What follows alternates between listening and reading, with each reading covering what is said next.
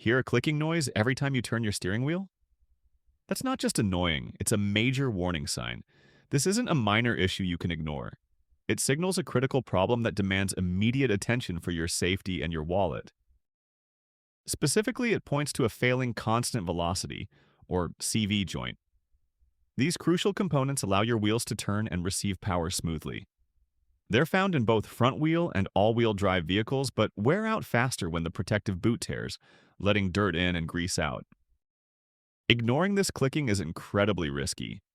A completely failed CV joint can cause your wheel to lock up unexpectedly, leading to a loss of control. This isn't just an inconvenience, it's a serious safety hazard that could leave you stranded or worse. Don't wait for a complete breakdown. If you hear this sound, get your vehicle inspected by a trusted mechanic immediately.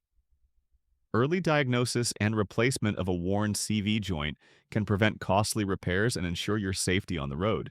Protect your investment and your peace of mind. Drop your car's make and model in the comments and we'll tell you if your car's at risk. Like and follow for more fast car fixes and essential maintenance tips. Stay informed, stay safe, and keep your vehicle running reliably.